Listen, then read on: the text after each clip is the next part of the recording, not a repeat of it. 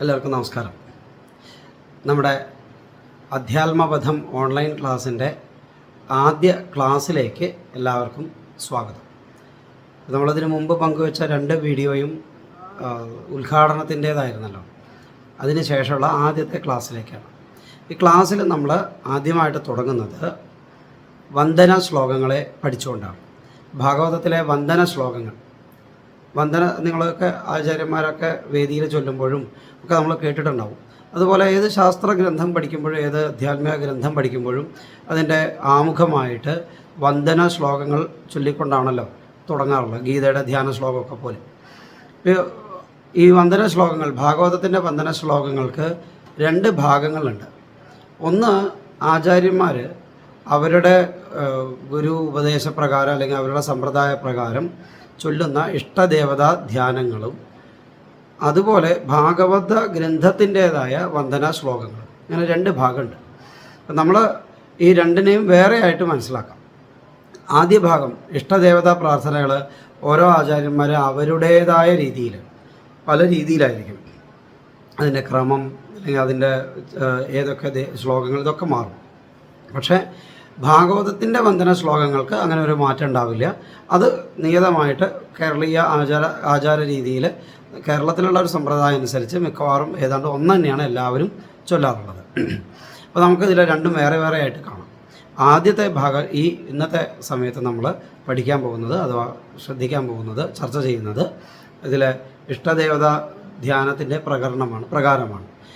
എന്ന് വെച്ചാൽ ഇപ്പം ഞാൻ ചൊല്ലി വരാറുള്ള ഒരു ക്രമം. ഇതിലെ ശ്ലോകങ്ങൾ ഏതൊക്കെയോ ആചാര്യന്മാർ എവിടെയൊക്കെയോ എഴുതിയതാണ്. നമ്മളതൊക്കെ തിരഞ്ഞു നോക്കിയിട്ട് ഏകദേശം ഇഷ്ടം വരുന്ന ശ്ലോകങ്ങൾ, കേൾക്കുമ്പോൾ സന്തോഷം തോന്നിയ ശ്ലോകങ്ങൾ ഒരു ക്രമപ്പെടുത്തിയെന്ന് മാത്രമേ ഉള്ളൂ. ഇതൊന്നും തന്നെ എഴുതിയതൊന്നും നമ്മളല്ല, അല്ല, ഇതൊക്കെ പുറത്തുള്ള നിങ്ങൾക്ക് അറിയുന്നതുമാണ്. പല ശ്ലോകങ്ങളും നമുക്ക് എല്ലാവർക്കും അറിയുന്ന സുപരിചിതമായ ശ്ലോകങ്ങളുമാണ്. അപ്പോൾ ആ ഒരു ക്രമത്തിൽ നമുക്കിത് ഓരോന്നായിട്ട് ചൊല്ലാം. ഇതോടൊപ്പം തന്നെ ഈ വന്ദന ശ്ലോകങ്ങൾ വേദിയിൽ ചൊല്ലുന്ന ക്രമത്തിലുള്ള ഒരു വീഡിയോ നമ്മുടെ യൂട്യൂബ് ചാനലിലുണ്ട്. എൻ്റെ യൂട്യൂബ് ചാനലിൽ അതുണ്ട് ഓൾറെഡി. ഭാഗവത വന്ദന ശ്ലോകങ്ങൾ എന്ന് പറഞ്ഞാൽ കാണാം. അപ്പോൾ അതെങ്ങനെയാണ് ചൊല്ലി വരാറുള്ളത് എന്നതിൽ ചൊല്ലുന്ന രീതി അതിലുണ്ട്. എന്നാലും നമുക്കതിൻ്റെ അതിൻ്റെ അർത്ഥമായിട്ടൊരു ക്രമത്തിൽ നമുക്ക് കാണാം. ആദ്യം തന്നെ ഗുരു എന്ന തത്വത്തെ നമ്മൾ സാധാരണ ചൊല്ലാറുള്ള ഒരു ക്രമം സദാശിവ സമാരംഭം ശങ്കരാചാര്യ മധ്യമം അസ്മദാചാര്യ പര്യന്തം വന്ദേ ഗുരുപരമ്പരാം എന്നാണല്ലോ. അപ്പോൾ ഗുരുപരമ്പരയെ നമസ്കരിക്കുമ്പോൾ ഏറ്റവും ആദ്യം സദാശിവൻ അഥവാ ഗുരുതത്വമാണ്. ആ ഭഗവാനെ അഥവാ ഗുരുതത്വത്തെ നമസ്കരിച്ചുകൊണ്ടാണ് തുടങ്ങാറുള്ളത്.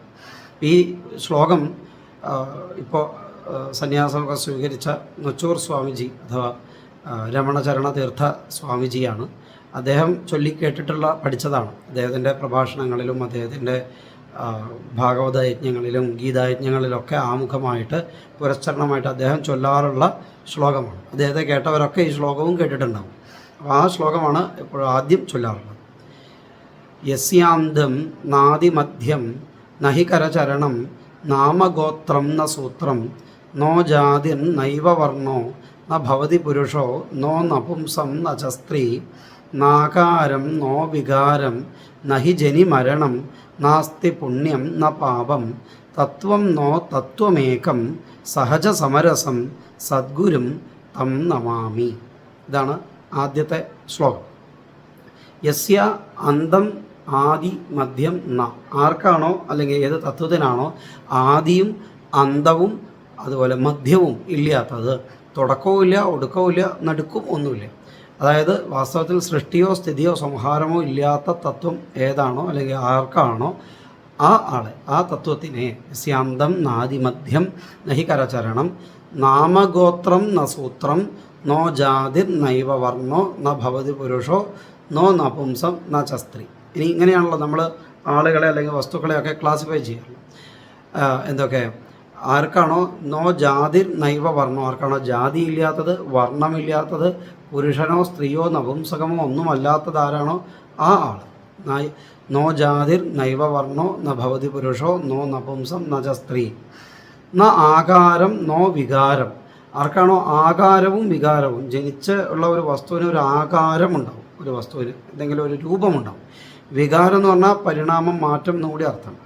പരിണാമങ്ങൾ, മാറ്റങ്ങൾ, അതുപോലെ ചിന്തകളും പ്രവൃത്തികളും ഇങ്ങനെയുള്ള യാതൊന്നും തന്നെ ഇല്ലാത്ത ന ആകാരം നോ വികാരം നഹി ജനി മരണം, ജനിച്ചിട്ടുമില്ല മരിക്കുന്നുമില്ല, ജനി മരണം, നാസ്തി പുണ്യം ന പാപം, പുണ്യമോ പാപമോ അങ്ങനെയുള്ള ഭേദബുദ്ധികളും ഇല്ല. ഇങ്ങനെ യാതൊന്നുകൊണ്ടും ബാധിക്കാത്തതായ തത്വം നോ തത്വമേകം, ഏകമായ തത്വം, ആ ഗുരുതത്വത്തിനെ തത്വം നോ തത്വമേകം, ആ തത്വം എങ്ങനെയുള്ളത്? സഹജ സമരസം, സഹജമായ സമരസം, നൈസർഗികമായ സ്വയമേവ ഉള്ളതായ സമരസം, ബ്രഹ്മാനന്ദ രസത്തെ അല്ലെങ്കിൽ ബ്രഹ്മാനുഭൂതിയെ മറ്റൊരു വാക്കുകൊണ്ട് വിശേഷിപ്പിക്കുകയാണ് സമരസം. ആ ആനന്ദത്തോട് കൂടിയിരിക്കുന്നതായ ആ തത്വത്തെ, ഗുരുതത്വത്തെ ഞാനിതാ നമസ്കരിക്കുന്നു. സഹജ സമരസം സദ്ഗുരും തം നമാമി, ആ ഗുരുനാഥനെ, സദ്ഗുരുനാഥനെ ഞാൻ നമസ്കരിക്കുന്നു എന്നാണ് ആദ്യത്തെ ശ്ലോകം. ഗുരു എന്ന തത്വത്തെ ആണ് ആദ്യത്തെ ശ്ലോകത്തിൽ നമസ്കരിക്കുന്നത്. ഇനി ഇത് കഴിഞ്ഞാൽ അടുത്ത ശ്ലോകമായിട്ട് അസ്മദാചാര്യ പര്യന്ത എന്നുള്ള നമ്മുടെ ആചാര്യൻ, നമുക്കൊക്കെ ആചാര്യനായിട്ട് ഗുരുവായിട്ടുള്ളത് സംപൂജ്യ സ്വാമി അധ്യാത്മാനന്ദ സരസ്വതി സ്വാമിജി തന്നെയാണല്ലോ. അപ്പോൾ സ്വാമിജിയെ ആണ് അടുത്ത ശ്ലോകത്തിൽ നമസ്കരിക്കാറുള്ളത്, മനസ്സുകൊണ്ട് സ്തുതിക്കാറുള്ളത്. ഈ ശ്ലോകം കോട്ടയത്ത് ശ്രീ വാസുദേവൻ പോറ്റി സാറുണ്ടായിരുന്നു. അദ്ദേഹത്തിൻ്റെ ഒക്കെ ഉള്ള അവരുടെ ശിഷ്യന്മാരൊക്കെ ആയിട്ടാണ് തോന്നുന്നത്. കൃത്യമായിട്ട് എനിക്ക് ഈ പരിപാടി ഓർമ്മയില്ലെങ്കിലും അവരാണ്, കോട്ടയത്തു നിന്നാണെന്നും അദ്ദേഹത്തിൻ്റെയൊക്കെ കൂടി നേതൃത്വത്തിലും ഉത്സാഹത്തിലുമാണ് എന്നും എനിക്കറിയാം. കോട്ടയത്ത് ഒരു യജ്ഞത്തിൻ്റെ ഇടയിൽ സ്വാമിജിക്കൊരു ആദരണം നൽകുകയുണ്ടായി. അവർ അവിടെ വെച്ചിട്ട്, ആ ചടങ്ങിൽ വെച്ചിട്ട് സ്വാമിജിക്ക് ഒരു മംഗളപത്രം സമർപ്പിക്കുകയുണ്ടായി. അപ്പോൾ അതിൽ സ്വാമിജിയെ പറ്റി പറഞ്ഞുകൊണ്ടുള്ള ഒരു 4 ശ്ലോകങ്ങളുണ്ട് സംസ്കൃതത്തിൽ. അതാരാണ് എഴുതിയതെന്നും എനിക്ക് വ്യക്തമായിട്ട് അറിയില്ല.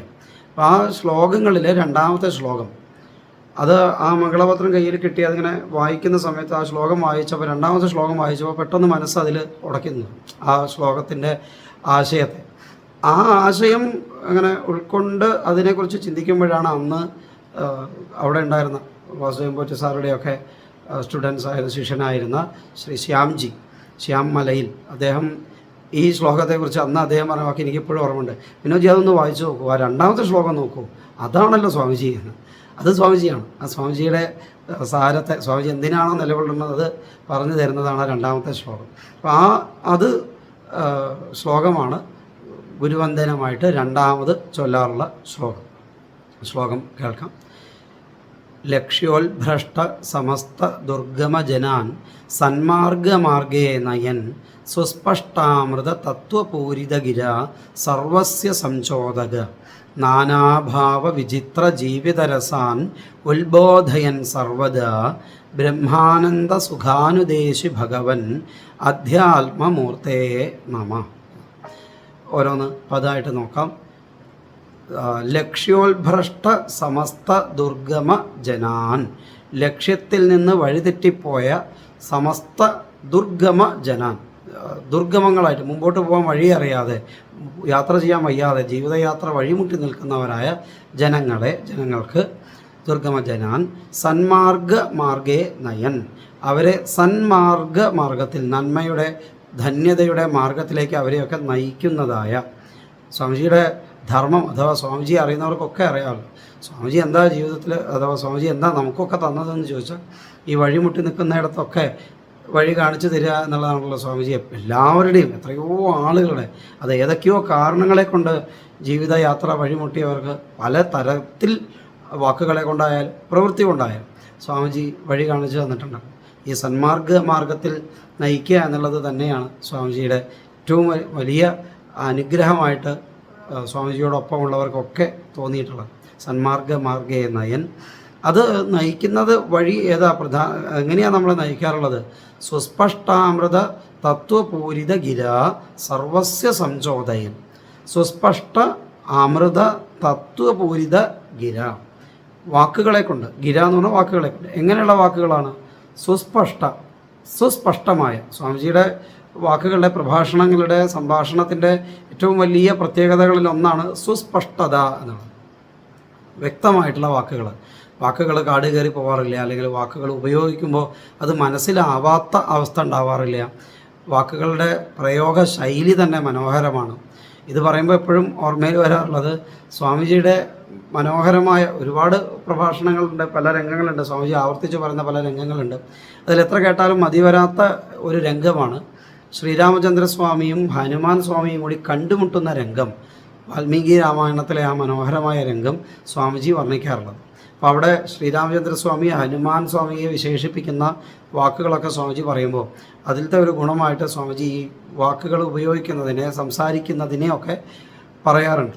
അത് ഇപ്പോൾ ഞാൻ പറയണില്ല, അത് കേൾക്കാമല്ലോ, നിങ്ങൾക്കൊക്കെ തന്നെ കേൾക്കാമല്ലോ. സ്വാമിജിയുടെ രാമായണ പ്രഭാഷണങ്ങളൊക്കെ ധാരാളം യൂട്യൂബിലുണ്ട്, അത് കേൾക്കാമല്ലോ. അപ്പോൾ അത് മാത്രമല്ല, ഞാൻ പറയുമ്പോൾ അതിൻ്റെ രസം ചോർന്നു പോകുമല്ലോ. അതുകൊണ്ട് അപ്പോൾ ആ വാക്കുകളൊക്കെ സ്വാമിജി പറയുന്നത് കേൾക്കുമ്പോൾ തോന്നുക ഇതിന് ഏറ്റവും നല്ല ഉദാഹരണം സ്വാമിജി തന്നെയാണെന്നാണ്. വേറെ ഒരു ഉദാഹരണം അതിന് കൃത്യമായിട്ട് പറയാനില്ല. അത്രയും ഭംഗിയായിട്ട് അത് അവതരിപ്പിക്കുന്നയാൾ, സുസ്പഷ്ടം. പിന്നെ ഒന്ന് അമൃതമാണ്. അമൃത തത്വപൂരിതം എന്ന് ഒന്നിച്ചും പറയാം, അമൃത തത്വപൂരിതം എന്ന് പിരിച്ചും സങ്കല്പിക്കും. അമൃതം, സ്വാമിജിയുടെ വാക്കുകളിലെ അമൃത് വാസ്തവത്തിൽ പാലാഴി കടഞ്ഞ് അമൃതം എടുത്ത് ദേവന്മാരുടെ ജരാനരകൾ ജീർണാവസ്ഥ ഇല്ലാതെയാക്കിയതാണല്ലോ.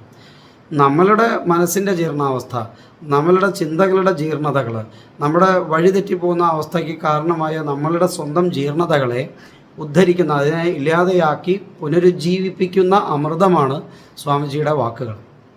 എന്നാലോ ആ വാക്കുകളിൽ എന്തെങ്കിലുമൊക്കെ പറഞ്ഞിട്ട് പല ആളുകളുടെയും പ്രഭാഷണങ്ങളോ വാക്കുകളോ സംഭാഷണങ്ങളോ ഒക്കെ കേൾക്കുമ്പോൾ നമുക്ക് തോന്നുക അങ്ങനെ കാട് കയറി പോകുന്ന അവസ്ഥയൊക്കെ പലപ്പോഴും നമുക്ക് തോന്നാറുണ്ടല്ലോ. അതിനൊന്ന് ചുരുക്കിയാൽ നന്നാവുമെന്ന് തോന്നാറില്ല. എന്നാൽ സ്വാമിജിയുടെ വാക്കുകളിലോ പ്രഭാഷണങ്ങളിലുള്ള ഏറ്റവും വലിയൊരു വിശേഷം എങ്ങനെയൊക്കെ എത്രയൊക്കെ വിസ്തരിച്ച് പറഞ്ഞാലും ചുരുക്കി പറഞ്ഞാലും അതിലൊക്കെ തത്വപൂരിതം, അതിൽ മുഴുവൻ തന്നെ സാരഗർഭമായ നമുക്കൊക്കെ ജീവിതത്തിൽ പകർത്തേണ്ടതായ ഒരു വിഷയം, ഒരു പോയിൻ്റെങ്കിലും സ്വാമിജി തന്നെ ഉപയോഗിക്കാറുള്ള വാക്ക് ടേക്ക് ഹോം പോയിൻ്റ് എന്നുള്ള, അങ്ങനെ ഒന്ന് ജീവിതത്തിൽ പകർത്തേണ്ട ഒന്നെങ്കിലും ഇല്ലാത്ത ഒരു വാക്കും പറയാറില്ല, ഒരു പ്രഭാഷണവും ഉണ്ടാവാറില്ല. തത്വപൂരിത ഗിര. അപ്പം അങ്ങനെയുള്ള വാക്കുകളെ കൊണ്ട് സർവസ്യ സംചോദ, എല്ലാവരെയും പ്രചോദിപ്പിച്ചുകൊണ്ട്, എല്ലാവരെയും പ്രചോദിപ്പിച്ചുകൊണ്ടിരിക്കുന്ന സർവസ്യ സംചോദയൻ. അങ്ങനെ സംചോദന എന്നുള്ളതും നല്ല രസമുള്ളൊരു പ്രയോഗമാണ്. സാധാരണ പ്രചോദനം എന്നാണ് നമ്മൾ പറയാറുള്ളത്. പ്രകർഷേണ ചോദിപ്പിക്കുകയല്ല, മറിച്ച് സമ്യക്കായിട്ട് മനസ്സിനെ, ബുദ്ധിയെ, നമ്മുടെ ചിന്തകളെ, പ്രവൃത്തികളെ, ഇങ്ങനെ എല്ലാറ്റിനെയും ഒന്നിച്ച് ചോദിപ്പിക്കുന്ന, ഉത്സാഹിപ്പിക്കുന്ന വാക്കുകൾ. സംചോദയൻ, സർവസ്യ സംചോദയൻ, എല്ലാവരെയും സംചോദിപ്പിച്ചുകൊണ്ട് അങ്ങനെ വർണ്ണിക്കുന്ന കൂട്ടത്തിൽ സ്വാമിജിയുടെ മറ്റൊരു ഏറ്റവും ഏറ്റവും സ്വാമിജിയുടേതായ ഒരു പ്രത്യേകതകളിലൊന്ന് സ്വാമിജിയുടെ ദൃഷ്ടാന്തങ്ങളുടെ പ്രത്യേകതയാണ്. നാനാഭാവ വിചിത്ര ജീവിത രസാനുത്ബോധയൻ സർവദ. എപ്പോഴും സ്വാമിജി പറഞ്ഞു തരാറുള്ള, അല്ലെങ്കിൽ അത് ദൃഷ്ടാന്തങ്ങളായിട്ട് വലിയ വേദാന്ത തത്വങ്ങൾക്ക് ദൃഷ്ടാന്തമായിട്ട് സ്വാമിജി പങ്കുവെക്കാറുള്ളത് മുഴുവൻ തന്നെ നാനാഭാവ വിചിത്ര ജീവിത രസങ്ങളാണ്. വ്യത്യസ്ത ഭാവങ്ങളുള്ള, വ്യത്യസ്ത അനുഭവങ്ങളുള്ള, വ്യത്യസ്ത ജീവിത സന്ദർഭങ്ങളെ അത് സ്വാമിജി കോർത്തിണക്കിയിട്ട് അതിൽ നിന്ന് ദൃഷ്ടാന്തങ്ങളെ എടുത്തുകൊണ്ടുവന്ന് അവതരിപ്പിച്ച് എന്നിട്ട് വലിയ തത്വങ്ങളെ നമുക്ക് പങ്കുവെച്ച് തരുന്ന സമയത്ത് ആ ഉപനിഷത്ത് രഹസ്യങ്ങളെ അല്ലെങ്കിൽ വലിയ വേദാന്ത തത്വങ്ങളെ പലരും വളരെ ഗഹനമാണ്, ഇത് മനസ്സിലാക്കാൻ ബുദ്ധിമുട്ടുള്ളതാണ് എന്ന് പറയുന്നത് പലതും നമുക്കൊക്കെ പലപ്പോഴും സ്വാമിജിയുടെ ദൃഷ്ടാന്തങ്ങളിലൂടെ അത് കേൾക്കുമ്പോൾ ഇത് ഇത്ര എളുപ്പമാണോ എന്ന് തോന്നുന്ന തരത്തിൽ. അതാണല്ലോ ഒരു നല്ല ആചാര്യൻ്റെ അല്ലെങ്കിൽ നല്ലൊരു ഗുരുവിൻ്റെ ലക്ഷണം. നമുക്ക് ഈ ആശയങ്ങളിൽ നിന്ന് നമ്മളെ ഓടിച്ചു വിടുന്ന, അതിനെ ഭയപ്പെടുത്തി മാറ്റി നിർത്തുകയല്ലല്ലോ വേണ്ടത്, നമ്മളെ അതിലേക്ക് ചേർത്ത് വയ്ക്കുകയാണല്ലോ വേണ്ടത്. ആ തരത്തിൽ പറഞ്ഞു തരുന്ന, അതിനാകട്ടെ ദൃഷ്ടാന്തങ്ങളൊക്കെ നമ്മുടെ നിത്യജീവിതവുമായി ബന്ധപ്പെട്ട കുടുംബജീവിതത്തിലെയും കുട്ടികളുടെ കാര്യങ്ങളിലായാലും അല്ലെങ്കിൽ അങ്ങനെയൊക്കെയുള്ള രസകരങ്ങളായ സന്ദർഭങ്ങളെയൊക്കെ കൊണ്ടുവന്ന് അതിൽ നിന്ന് തത്വത്തെ, വേദാന്തത്തെ പഠിപ്പിച്ചു തരിക എന്നുള്ളത് ഒരു അസാധ്യമായ നിരീക്ഷണ പാഠവും അതോടൊപ്പം നമ്മളോടുള്ള സ്നേഹവും കൂടിയാണ്. രണ്ടും കൂടി ചേർന്നതാണ്. അപ്പം നാനാഭാവ വിചിത്ര ജീവിത രസാൻ ഉത്ബോധയൻ സർവദാ ബ്രഹ്മാനന്ദ സുഖാനുദേശി. ഇങ്ങനെ വാക്കുകളിലൂടെയും പ്രവൃത്തികളിലൂടെയും സംഘടനാ പ്രവർത്തനങ്ങളിലൂടെയും ഒക്കെ നമ്മളെയൊക്കെ കൂട്ടിക്കൊണ്ടുപോയി നയിച്ച് നമുക്കൊക്കെ കാണിച്ചു തരുന്നത്, പറഞ്ഞു തരുന്നത് എന്താണ്? ബ്രഹ്മാനന്ദ സുഖ അനുദേശി. ബ്രഹ്മാനന്ദ സുഖത്തെയാണ് സ്വാമിജി പങ്കുവെച്ചു തരുന്നത്. നമ്മളിപ്പോൾ സ്വാമിജിയുടെ ഏറ്റവും കൂടുതൽ സ്വാമിജി പറയാറുള്ള വാക്കുകളിലൊന്ന്, പലരോടും പറയുന്നത് കേട്ടിട്ടുണ്ട്, കണ്ടിട്ടുള്ളതായ നേരിട്ട് എന്നോടും ഒക്കെ പലതവണ പങ്കുവച്ചിട്ടുള്ള വാക്കുകളിലൊന്നാണ്, അല്ലെങ്കിൽ വാചകങ്ങളിലൊന്നാണ്, ഈ പ്രശ്നങ്ങളെ, ജീവിത പ്രശ്നങ്ങളെയൊക്കെ സങ്കടങ്ങളെയൊക്കെ പറയുന്ന സമയത്ത് ഇതൊക്കെ കേട്ട് കഴിഞ്ഞിട്ട് സ്വാമിജി പറയാറുള്ള ഒന്നാണ്, ഈ പ്രശ്നങ്ങളൊക്കെ ഉണ്ട്, ഇതിൻ്റെയൊക്കെ ഉള്ളിലിരുന്ന് ഈ വേദനയും സങ്കടവും ഭയവും ടെൻഷനും ഒക്കെ അനുഭവിക്കുന്നത് വാസ്തവത്തിൽ സച്ചിദാനന്ദ സ്വരൂപിയായ ബ്രഹ്മമാണ് എന്ന് ഇടയ്ക്കെങ്കിലും ഒന്ന് സങ്കല്പിക്കണേ എന്ന് അങ്ങനെ നമ്മളെ ഓർമ്മിപ്പിക്കുന്ന സ്വാമിജിയുടെ എല്ലാ പ്രഭാഷണങ്ങളുടെയും എല്ലാ പ്രവൃത്തികളുടെയും ഒക്കെ ആകത്തുക ഈ ബ്രഹ്മാനന്ദ സുഖ അനുദേശം ആണ്, നമുക്ക് കാണിച്ചു തരിക എന്നുള്ളത് തന്നെയാണല്ലോ ആത്യന്തികമായിട്ട്. അപ്പോൾ ബ്രഹ്മാനന്ദ സുഖാനുദേശി ഇങ്ങനെയൊക്കെ ഇരിക്കുന്ന ഭഗവൻ അധ്യാത്മമൂർത്തേ നമ, ഇങ്ങനെയെല്ലാം ഇരിക്കുന്ന അധ്യാത്മമൂർത്തിയായിരിക്കുന്ന അധ്യാത്മാനന്ദയായിട്ട് നമ്മളോടൊപ്പമുള്ള അധ്യാത്മ ആനന്ദമായിട്ട് നമ്മുടെയൊക്കെ ഒപ്പമുള്ള സ്വാമിജിക്ക്, ഗുരുനാഥന് നമസ്കാരം എന്നാണ് രണ്ടാമത്തെ ശ്ലോകം ചൊല്ലാറുള്ളത്. ആ മംഗളപത്രത്തിലെ രണ്ടാമത്തെ ശ്ലോകം തന്നെയാണത്. അത് മൂന്നാമത്തെയാണോ എന്ന് പറഞ്ഞപ്പോൾ പെട്ടെന്നൊരു സംശയം. എന്തായാലും അതിലുള്ള ശ്ലോകമാണ് ഇവിടെ ചൊല്ലി വരുമ്പോൾ രണ്ടാമത്തെ ശ്ലോകം. അപ്പോൾ ആദ്യത്തെ ഗുരുതത്വം, രണ്ടാമത് നമ്മുടെ ഗുരുനാഥൻ എന്നാണ് നിലയ്ക്ക്. ഇനി സ്വാമിജിയുടെ പ്രഭാഷണങ്ങളെ സ്വാമിജിയെ നേരിട്ട് കേട്ടിട്ടില്ലാത്തവർ, അല്ലെങ്കിൽ നീ കേൾക്കണമെന്ന് ആഗ്രഹിക്കണവർ, കേട്ടിട്ട് മതിയാവാത്തവർ, അങ്ങനെയൊക്കെ ഉള്ളവർക്ക് വേണ്ടിയിട്ട് നമ്മുടെ വാട്സപ്പ് ഗ്രൂപ്പിലും അതുപോലെ യൂട്യൂബ് ചാനൽ, ഈ വീഡിയോയുടെ താഴെ കമൻറ്റിലും സമ്പോധ് ഫൗണ്ടേഷൻ്റെ യൂട്യൂബ് പേജിൻ്റെ ലിങ്ക് ഷെയർ ചെയ്യാം. നിങ്ങൾ അതിൽ സബ്സ്ക്രൈബ് ചെയ്ത് കഴിഞ്ഞാൽ അതിൽ പോയിട്ട് നോക്കിയാൽ മതി. അതിൽ ധാരാളം പ്ലേലിസ്റ്റുകളായിട്ട് സ്വാമിജിയുടെ നിരവധി അനേകം വിഷയങ്ങളിലുള്ള പ്രഭാഷണങ്ങളുടെ വീഡിയോ ഉണ്ട്. അത് കേൾക്കൂ. അപ്പോൾ നിങ്ങൾക്ക് ഇപ്പോൾ പറഞ്ഞതൊക്കെ എത്രമാത്രം അനുഭവമാവും എന്നുള്ളത് നമുക്കൊക്കെ അറിയാം. സ്വയം അനുഭവിക്കാമല്ലോ. അറിയുന്ന ഒരുപാട് ആളുകളുണ്ട്, ക്ലാസ്സിൽ പങ്കെടുക്കുന്ന സ്വാമിജി അറിയുന്ന ഒരുപാട് ആൾക്കാരുണ്ട്. അങ്ങനെ അല്ലാത്തവരോട് ആണ് പറഞ്ഞത്. ഇങ്ങനെ രണ്ടാമത്തെ ശ്ലോകം. ഇനി മൂന്നാമത്തെ ശ്ലോകം നമ്മുടെ തന്നെ ഉള്ളിലുള്ള ഈശ്വര തത്വത്തെ, പ്രാണതത്വത്തെ, ഈശ്വരനെ സ്മരിച്ചുകൊണ്ടാണ് മൂന്നാമത്തെ ശ്ലോകം. ഇത് ഭാഗവതത്തിൽ തന്നെയുള്ള ശ്ലോകമാണ്. ധ്രുവൻ ഭഗവാനെ സ്തുതിക്കുന്നതായ രംഗം. ധ്രുവൻ്റെ മുമ്പിൽ ഭഗവാൻ പ്രത്യക്ഷപ്പെട്ടപ്പോൾ എന്താണ് ചെയ്യേണ്ടത് എന്നറിയാതെ ധ്രുവൻ ഭഗവാനെ സ്തുതിക്കണോ നമസ്കരിക്കണോ എങ്ങനെ വേണമെന്ന് അറിയാതെ നിന്ന സമയത്ത് ഭഗവാൻ ശംഖ് കൊണ്ട് കവിളത്ത് തൊട്ടു അത്ര. ആ സമയത്ത് ധ്രുവൻ്റെ ഉള്ളിൽ നിന്ന് വന്ന 12 ദിവ്യ ശ്ലോകങ്ങളാണ്. അതിലാദ്യത്തെ ശ്ലോകമാണ് പിന്നീട് ചൊല്ലാറുള്ളത്. യോന്തപ്രവിശ്യ മമ വാചമിമാം പ്രസുപ്താം സഞ്ജീവയത്യഖിലശക്തിധരസ്വധാംനാം അന്യാംശ ഹസ്തചരണ ശ്രവണ ത്വഗാദീൻ പ്രാണാൻ നമോ ഭഗവതേ പുരുഷായ തുഭ്യം.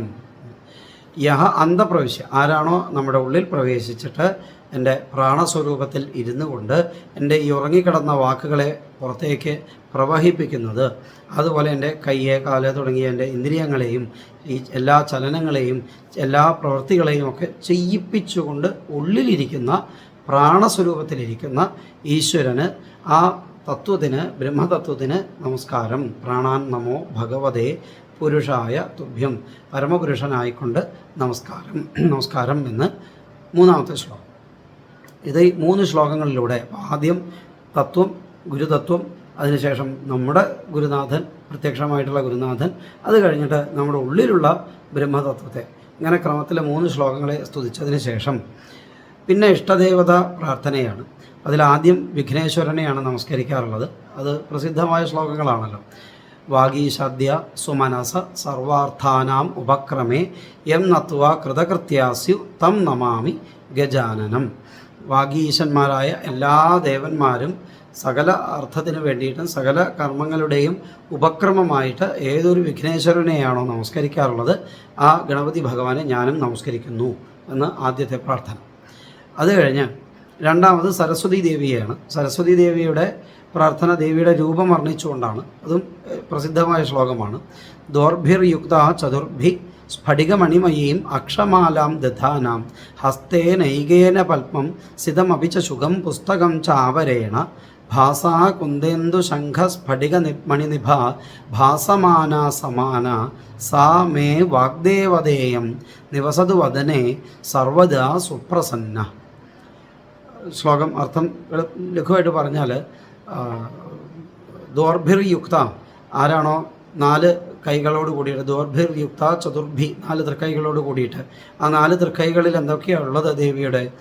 അതിൽ ഒന്നിൽ ദോർഭിർയുക്ത ചതുർഭി സ്ഫടികമണിമയും അക്ഷമാല, സ്ഫടികമണികളുള്ള അക്ഷമാല ജപമാലയും, അതുപോലെ മറ്റൊരു കയ്യിൽ എന്താ ഉള്ളത്?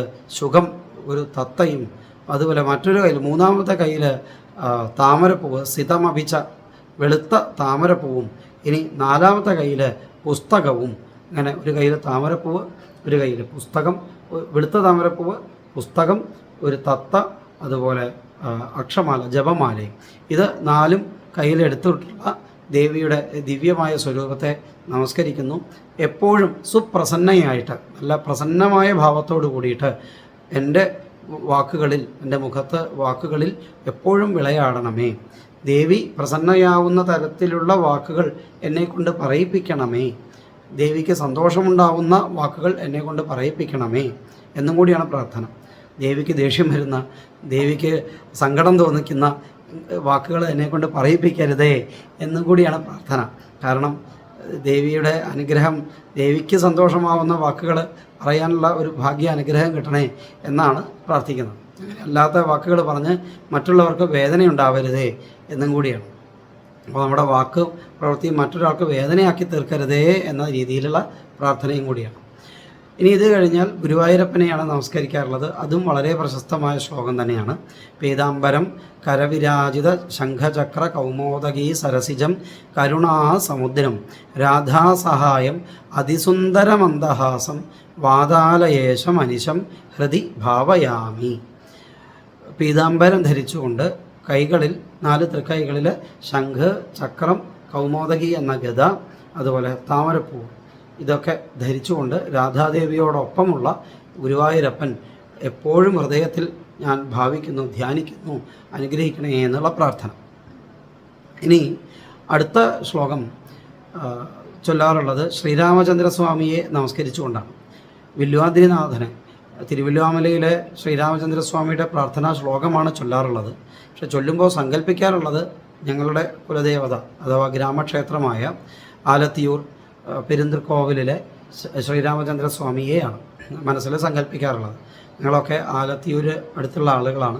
തൃക്കണ്ടിയൂർ മലപ്പുറം ജില്ലയിലെ തിരൂരിൽ ആലത്തിയൂർ ഹനുമാൻ സ്വാമി ക്ഷേത്രം എന്നാണ് ഇപ്പോൾ പറയുമെങ്കിലും പഴയ പേര് പെരുന്തൃക്കോവിൽ എന്നാണ്. ഗ്രാമങ്ങളിൽ 64 ഗ്രാമങ്ങളായിട്ടുണ്ടായിരുന്നു കേരളത്തിൽ പണ്ടത്തെ. ആ കാലത്ത് ഓരോ ഗ്രാമത്തിലെയും പ്രധാന ക്ഷേത്രത്തിനെയാണ് പെരുന്തൃക്കോവിൽ എന്ന് സാധാരണ അധികം പറയാറുണ്ടായിരുന്നു.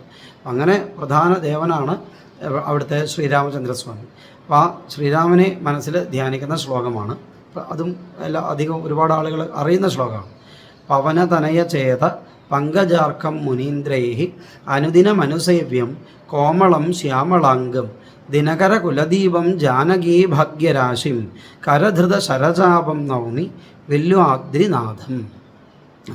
പവനതനയ ചേത പങ്കജാർക്കം, പവനതനയൻ ഹനുമാൻ സ്വാമി. ഹനുമാൻ സ്വാമിയുടെ മനസ്സാകുന്ന താമരപ്പൂവിനെ വിരിയിക്കുന്ന സൂര്യനാണ് ശ്രീരാമചന്ദ്രസ്വാമി. അതാണ് ആദ്യം. അങ്ങനെയുള്ള ശ്രീരാമചന്ദ്രസ്വാമി പവനതനയ ചേത പങ്കജാർക്കം മുനീന്ദ്രൈഹി അനുദിനം അനുസേവ്യം, മുനീന്ദ്രന്മാരാൽ എപ്പോഴും സേവിക്കപ്പെടുന്നവനുമാണ്. അനേകം മുനീന്ദ്രന്മാരാൽ, മുനികളാൽ നിരന്തരം സേവിക്കപ്പെടുന്നവനുമായിട്ടുള്ള ആ ശ്രീരാമചന്ദ്രസ്വാമി. പിന്നെയോ ദിനകര കുലദീപം ജാനകി ഭാഗ്യരാശിം, ദിനകര കുലദീപം സൂര്യവംശത്തിൻ്റെ തിലകക്കുറിയായിട്ടിരിക്കുന്ന ഭഗവാൻ ശ്രീരാമചന്ദ്രസ്വാമി, സീതാദേവിയുടെ ഭാഗ്യരാശിയായിട്ടിരിക്കുന്ന ആ ശ്രീരാമചന്ദ്രസ്വാമി. മാത്രമല്ല കൈകളിൽ കരധൃത ശരചാപം, കൈകളിൽ അമ്പും വില്ലും ഒക്കെ ധരിച്ചുകൊണ്ട് കോദണ്ഡപാണിയായിട്ടിരിക്കുന്ന ആ ശ്രീരാമചന്ദ്രസ്വാമിയെ ഇതാ ഞാൻ നമസ്കരിക്കുന്നു, വില്വാദ്രിനാഥനായ ആ സ്വാമിയെ ഞാൻ നമസ്കരിക്കുന്നു എന്നാണ് അടുത്ത ശ്ലോകമായിട്ട് ചൊല്ലാറുള്ളത്. ഇനി ഈ ഇഷ്ടദേവതാ ധ്യാനത്തിലെ അവസാനത്തെ ശ്ലോകമായിട്ട് മഹാദേവനെയാണ് സ്തുതിക്കാറുള്ളത്. തൃക്കണ്ടിയൂരാണ് സ്വദേശം എന്ന് പറഞ്ഞല്ലോ. തൃക്കണ്ടിയൂരപ്പനെയാണ് മനസ്സിൽ സങ്കല്പിക്കാറുള്ളത്. ശങ്കരാചാര്യസ്വാമികളാൽ വിരചിതമായ ശ്ലോകം. അനുഭൂതിയുടെ തലത്തിൽ എത്തിയ ഒരാളുടെ അദ്ദേഹത്തിൻ്റെ അനുഭൂതിയെ പറയുന്നതാണ് ഈ ശ്ലോകം. അദ്ദേഹത്തിൻ്റെ അനുഭവത്തെ പങ്കുവയ്ക്കുന്നതാണ് ഈ ശ്ലോകം. നമ്മൾ പ്രാർത്ഥിക്കുമ്പോൾ ആ ഒരു തലത്തിൽ എത്തണേ എന്ന പ്രാർത്ഥനയായിട്ടാണ് ചൊല്ലാറുള്ളത്. അപ്പോൾ ആത്മാത്വം ഗിരിജാമതിം സഹചരാ പ്രാണ ശരീരം ഗൃഹം പൂജാം തേ വിഷയോപഭോഗരചന നിദ്രാ സമാധിസ്ഥിതി സഞ്ചാര പദയ പ്രദക്ഷിണവിധി സ്തോത്രാണി സർവാഗിര യദ്യൽ കർമ്മ കരോമി തത്തദഖിലം ശംഭോ തവാരാധനം എന്ന്. ആത്മാത്വം, എൻ്റെ ആത്മാവായിട്ടിരിക്കുന്നത് അങ്ങ് തന്നെയാണ്, മഹാദേവൻ തന്നെയാണ് എൻ്റെ ആത്മാവായിട്ടിരിക്കുന്നത്. ഗിരിജാമതി, ബുദ്ധിയായിട്ടിരിക്കുന്നതോ സാക്ഷാൽ പാർവതീദേവിയാണ്. ഗിരിജാമതി സഹചരാഹ പ്രാണ, എൻ്റെ പ്രാണങ്ങളായിട്ട് ഉള്ളിലുള്ളതൊക്കെ ചുറ്റുമുള്ള പഞ്ചപ്രാണങ്ങൾ, ഉപപ്രാണന്മാർ, ഇവരൊക്കെ ശിവഭൂതഗണങ്ങളാണ്. സഹചരാ പ്രാണ ശരീരം ഗൃഹം, എൻ്റെ ഈ ശരീരം അങ്ങയുടെ ഗൃഹം സാക്ഷാൽ കൈലാസം തന്നെയാണ്.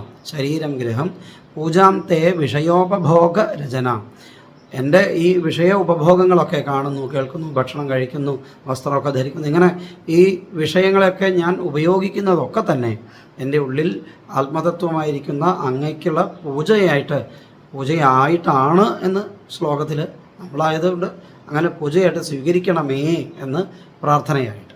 പൂജാം തേ വിഷയോപഭോഗ രചന നിദ്ര സമാധി സ്ഥിതി, എൻ്റെ ഉറക്കമോ അങ്ങയുടെ രൂപത്തെ ധ്യാനിച്ചുകൊണ്ടുള്ള സമാധിയാണ്.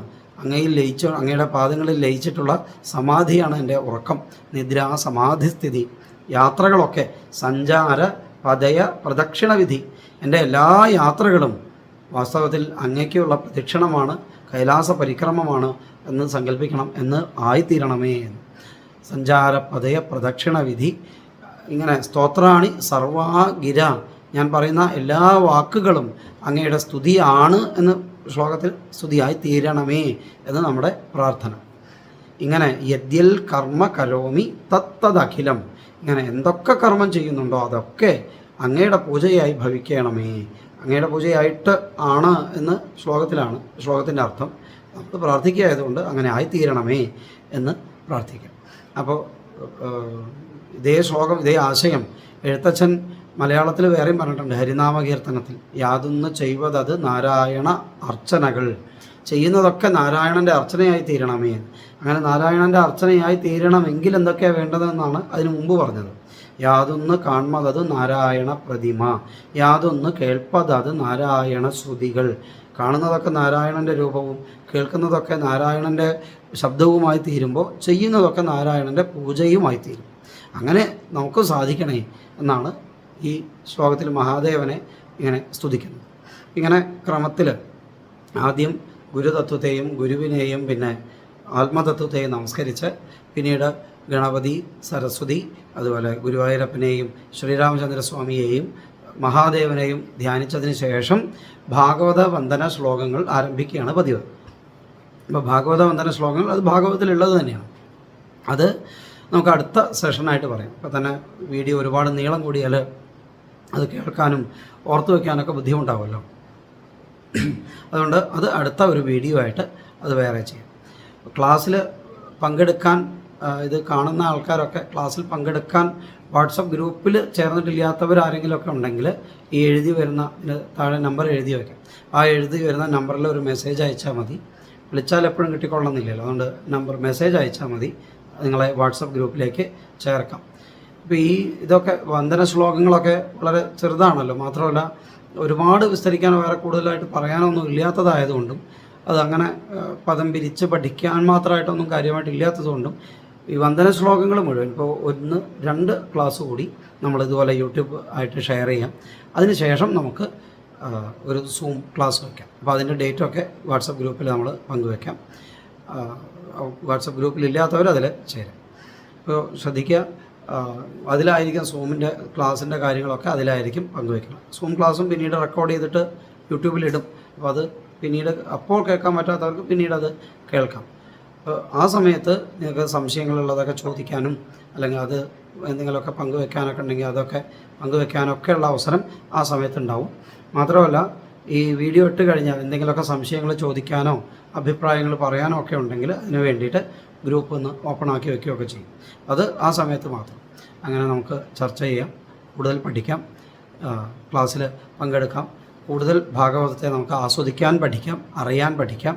അതിന് വേണ്ടിയിട്ട് നമുക്ക് എല്ലാവർക്കും ഒരുമിച്ച് ഭാഗവതത്തെ മനസ്സിലാക്കാനായിട്ട് ശ്രമിക്കാം.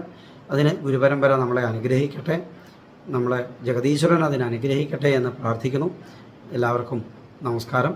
എല്ലാവർക്കും നന്മ.